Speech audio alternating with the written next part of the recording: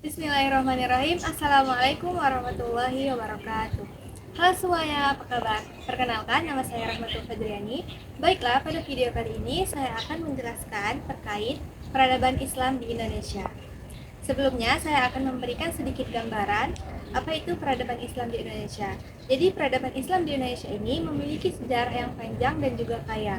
Islam datang ke Nusantara melalui jalur perdagangan, yaitu dari Timur Tengah, Persia, India, pada sekitar abad ke-13, di mana mereka ini tidak hanya membawa barang dagangan, akan tetapi mereka juga membawa agama dan budaya Islam masuk ke Indonesia.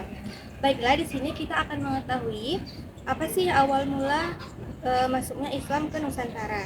Seperti yang tadi saya katakan, bahwa Islam ini pertama kali masuk ke Nusantara melalui jalur perdagangan, di mana pelabuhan-pelabuhan besar seperti Aceh, Malaka, dan Gresik ini menjadi salah satu pusat penyebaran awal Islam di Nusantara. Dan seperti yang kita ketahui juga, bahwa ada 3 teori yang menyebabkan Islam masuk ke Nusantara. Yang pertama itu ada teori Gujarat, yang kedua teori Persia, dan yang ketiga teori Arab. Nah, di sini saya akan kupas tuntas satu persatu mengenai 3 teori yang saya sebutkan tadi. Yang pertama, teori Gujarat. Teori Gujarat ini berpendapat bahwa Islam diperkenalkan ke Indonesia oleh para pedagang dari Gujarat yang sekarang disebut dengan kota India sekitaran abad ke-13. Teori ini didukung oleh kemiripan batu nisan oleh Sultan Malik Al-Saleh, yang mana beliau ini merupakan penguasa pertama kerajaan Samudra Pasai. Dengan nisan-nisan yang ditemukan di Gujarat itulah menjadi salah satu teori didukungnya teori Gujarat tersebut. Nah, yang kedua ada teori Persia. Teori Persia menyatakan bahwa Islam masuk ke Indonesia dari Persia atau yang sekarang dikenal dengan Iran itu sekitaran abad ke-13 juga, di mana bukti yang mendukung teori ini bahwa adanya kemiripan tradisi-tradisi Islam seperti peringatan 10 Muharram atau yang kita kenal dengan sebutan Asyura. Nah, selain itu juga ada istilah-istilah tertentu di dalam bahasa keagamaan Indonesia, contohnya seperti sebutan Syekh dan Kiai, di mana kedua ini mempunyai arti bahwa adanya hubungan antara budaya dan agama di dalam wilayah tersebut. Nah, yang ketiga ini ada teori Arab. Jadi teori Arab berpendapat bahwa Islam langsung datang dari Arab itu sejak abad ke-7 Masehi, di mana dibawa oleh para pedagang dari Arab, yang sehingga catatan sejarah Arab ini mencatat bahwa perjalanan pedagang Muslim ke Asia Tenggara ini menjadi bukti awal penyebaran Islam di Indonesia. Nah, selanjutnya saya akan menjelaskan peran kerajaan Islam. Jadi di sini saya akan menyampaikan 3 kerajaan Islam, yaitu ada Kerajaan Samudra Pasai, Kesultanan Malaka, dan Kesultanan Demak. Jadi yang pertama saya akan membahas terkait Kerajaan Samudra Pasai. Baiklah, Kerajaan Samudra Pasai ini adalah kerajaan Islam pertama di Nusantara, di mana didirikan pada abad ke-13 di pantai utara Sumatera dekat dengan Lok Sumawe modern. Kerajaan ini didirikan oleh Sultan Malik Al-Saleh dan berkembang pesat sebagai pusat perdagangan internasional. Dan juga Samudra Pasai sekarang ini menjadi terkenal sebagai pusat penyebaran Islam di Nusantara dengan banyaknya pedagang dan ulama yang datang dan pergi menyebarkan ajaran-ajaran Islam ke wilayah tertentu, termasuk di dalamnya Sumatera dan Pulau Jawa. Yang kedua ini ada Kesultanan Malaka. Kesultanan Malaka didirikan pada awal abad ke-15 oleh Faris Mawara. Beliau adalah pangeran dari Palembang yang memeluk Islam dan mengambil nama Sultan Iskandar Shah.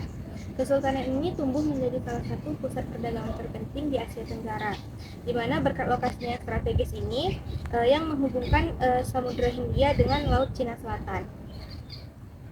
Nah, keberhasilan Malaka dalam mengelola perdagangan dan memperkenalkan sistem administrasi yang efisien menjadikannya model bagi kerajaan-kerajaan lainnya dan juga berperan penting dalam menyebarkan Islam ke wilayah sekitarnya. Yang ketiga ada Kesultanan Demak.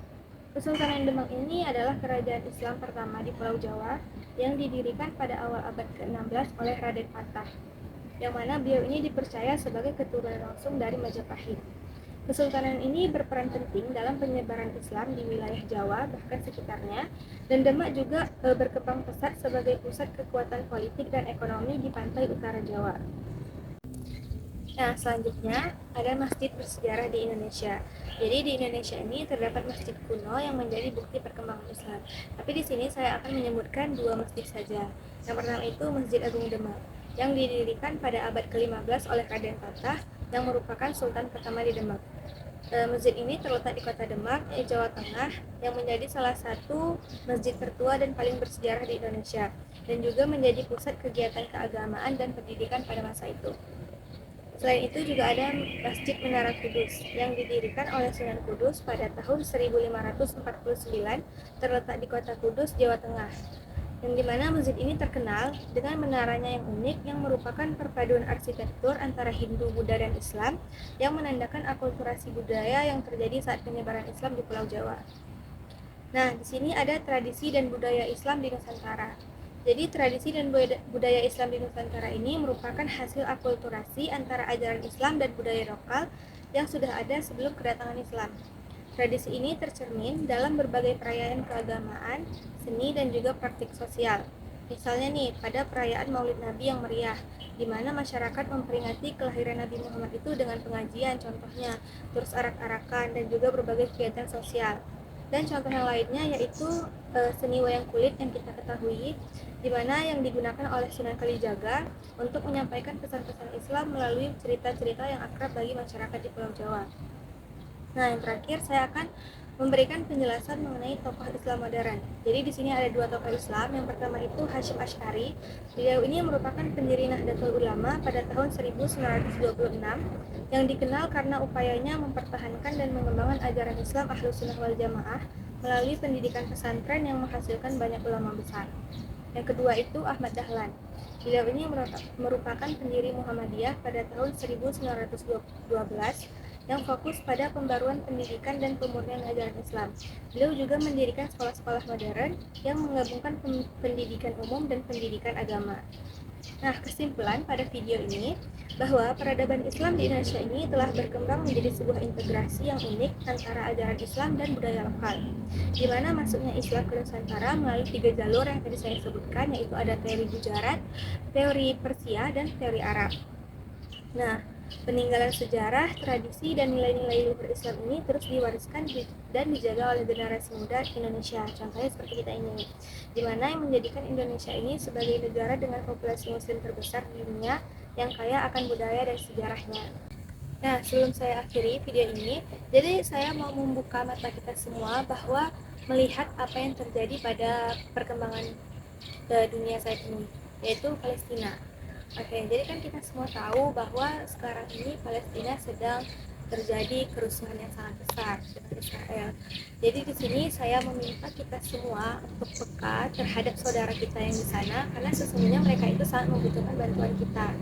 Karena kalau bukan kita, siapa lagi yang membantu mereka? Dengan apa sih kita tuh bisa membantu mereka? Contohnya nih, yang dari yang paling kecil, paling mudah kita lakukan yaitu kita bisa mendoakan mereka di sana. Dan juga kita bisa menyisihkan sedikit harta yang kita miliki itu untuk saudara-saudara kita di sana. Karena setiap harta yang kita miliki ini sudah ada hak orang lain yang Allah titipkan kepada kita. Nah, sebelum itu saya minta kita berdoa dulu untuk saudara-saudara kita yang di Palestina. Auzubillahi minasyaitonirrajim. Bismillahirrahmanirrahim. Allahumma a'izzal Islam wal muslimin, Allahumma ansur ikhwana wal muslimin wal mujahidin fi Filistin, Allahumma sabbit imanahum wa anzil sakinata ala qulubihim wa wahhid sufuhum. Amin ya rabbal alamin.